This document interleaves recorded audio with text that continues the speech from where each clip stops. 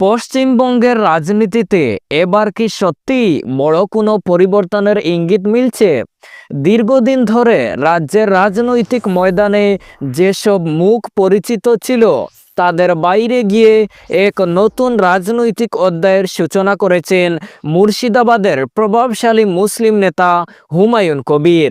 সম্প্রতি তিনি আনুষ্ঠানিকভাবে ঘোষণা করেছেন তার নতুন রাজনৈতিক দল জনতা উন্নয়ন পার্টি। এই দল সংগঠনের মাধ্যমে হুমায়ুন কবির স্পষ্ট বার্তা দিতে চেয়েছেন, তিনি আর শুধু সমালোচনা বা বক্তব্যে সীমাবদ্ধ থাকতে চান না, বরং সরাসরি রাজনৈতিক লড়াইয়ের ময়দানে নেমে মানুষের হয়ে কথা বলতে চান। হুমায়ুন কবিরের ঘোষণা অনুযায়ী 2026 সালের পশ্চিমবঙ্গ বিধানসভা নির্বাচনে জনতা উন্নয়ন পার্টি রাজ্যের একাধিক আসনে প্রার্থী দেবে। বিশেষ করে যেসব এলাকায় দীর্ঘদিন ধরে মানুষ বঞ্চিত, যেখানে উন্নয়ন, শিক্ষা, কর্মসংস্থান ও ন্যায় বিচারের প্রশ্ন বারবার উঠে এসেছে, সেসব জায়গাতেই এই দল নিজেদের শক্তি প্রয়োগ করতে চাইছে। কিন্তু এখানেই প্রশ্ন শুরু হয়, এই নতুন দলে কারা কারা থাকছেন? কোন কোন বিধানসভা কেন্দ্রে জনতা উন্নয়ন পার্টি প্রার্থী দেবে? এই প্রার্থী তালিকা কি শুধু রাজনৈতিক হিসাব, নাকি এর পেছনে রয়েছে একটি বড় কৌশল ও বার্তা? আজকের এই ভিডিওতে আমরা বিস্তারিতভাবে আলোচনা করব হুমায়ুন কবিরের নতুন দল জনতা উন্নয়ন পার্টির রাজনৈতিক লক্ষ্য এবং তার ঘোষণার ভিত্তিতে 2026 সালের বিধানসভা নির্বাচনের সম্ভাব্য প্রার্থী তালিকা।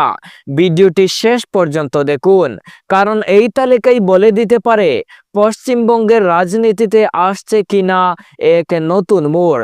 সম্পূর্ণ জানতে ভিডিওটি একটি লাইক করুন এবং আমাদের চ্যানেলে নতুন হয়ে থাকলে অবশ্যই চ্যানেলটি সাবস্ক্রাইব করে রাখুন। 2026 সালের বিধানসভা নির্বাচনে বেলডাঙ্গা বিধানসভা আসনে জনতা উন্নয়ন পার্টি প্রার্থী করতে পারে দলের প্রেসিডেন্ট হুমায়ুন কবিরকে। ইছাপুর বিধানসভা আসনে জনতা উন্নয়ন পার্টি সেই আসনে প্রার্থী করতে পারে সিরাজুল মণ্ডলকে। রেজিনগর বিধানসভা আসনে জনতা উন্নয়ন পার্টি 2026 সালের বিধানসভা নির্বাচনে হুমায়ুন কবিরকে প্রার্থী করতে পারে।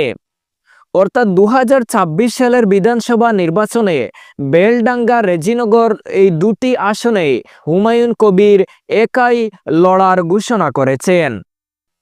বালিগঞ্জ বিধানসভা আসনে 2026 সালের বিধানসভা নির্বাচনে জনতা উন্নয়ন পার্টি নিশা চট্টোপাধ্যায়কে প্রার্থী করবে।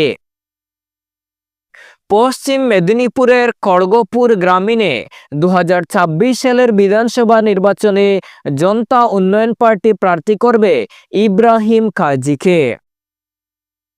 মালদার বৈষ্ণবনগর বিধানসভা আসনে 2026 সালের বিধানসভা নির্বাচনে মুস্তেরা বিবি একজন মহিলাকে প্রার্থী করবে জনতা উন্নয়ন পার্টি। মুর্শিদাবাদ বিধানসভা আসনে 2026 সালের বিধানসভা নির্বাচনে জনতা উন্নয়ন পার্টি প্রার্থী দেবে মনীষা পান্ডে নামের একজন মহিলাকে।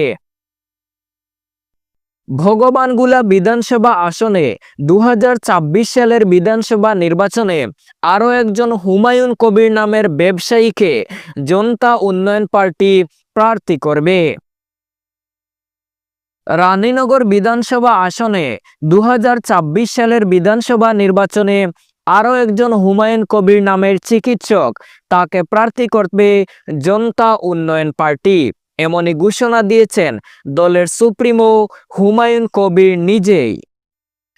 দক্ষিণ দিনাজপুর জেলার হরিরামপুর বিধানসভা আসনে 2026 সালের বিধানসভা নির্বাচনে জনতা উন্নয়ন পার্টি প্রার্থী দেবে চিকিৎসক ওহিদুর রহমানকে। এমনই ঘোষণা করেছেন জনতা উন্নয়ন পার্টির সুপ্রিমো হুমায়ুন কবির। বালিগঞ্জ বিধানসভা আসনে 2026 সালের বিধানসভা নির্বাচনে নিশা চট্টোপাধ্যায়কে হুমায়ুন কবিরের জনতা উন্নয়ন পার্টি প্রার্থী করবে। সব মিলিয়ে বলা যায় পশ্চিমবঙ্গের রাজনীতিতে হুমায়ুন কবির ও তার নতুন দল জনতা উন্নয়ন পার্টি এখন শুধু একটি রাজনৈতিক ঘোষণা নয়, বরং একটি আলোচিত বাস্তবতা। একদিকে 2026 সালের বিধানসভা নির্বাচনকে সামনে রেখে নতুন দল, নতুন প্রার্থী তালিকা এবং নতুন রাজনৈতিক সমীকরণ, অন্যদিকে মুর্শিদাবাদে বাবরি মসজিদ নামে একটি মসজিদ নির্মাণের ঘোষণা, যা ইতিমধ্যেই রাজ্যের রাজনৈতিক ও সামাজিক মহলে নানা প্রশ্ন, আলোচনা ও বিতর্কের জন্ম দিয়েছে।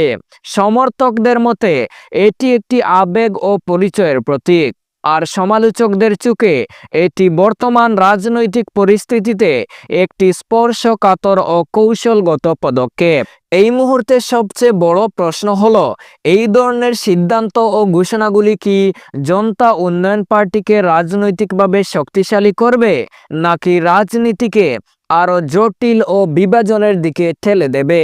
2026 সালের নির্বাচনই দেবে সেই সব প্রশ্নের উত্তর। ততদিন পর্যন্ত হুমায়ুন কবিরের রাজনীতি, তার দলের পদক্ষেপ এবং মুর্শিদাবাদের ঘটনা প্রবাহ সব কিছুই থাকবে রাজ্যের রাজনৈতিক আলোচনার কেন্দ্রবিন্দুতে। আপনারা এই বিষয় নিয়ে কি ভাবছেন? জনতা উন্নয়ন পার্টির ভবিষ্যৎ কি? আর এই ধরনের সিদ্ধান্ত রাজনীতিতে কতটা প্রভাব ফেলবে? কমেন্ট বক্সে আপনার মতামত জানাতে ভুলবেন না। ভিডিওটি ভালো লাগলে লাইক দিন, শেয়ার করুন, আর এমন রাজনৈতিক বিশ্লেষণ পেতে চ্যানেলটি সাবস্ক্রাইব করুন। দেখা হবে পরের ভিডিওতে। ততদিন পর্যন্ত সবাই ভালো থাকুন। ধন্যবাদ।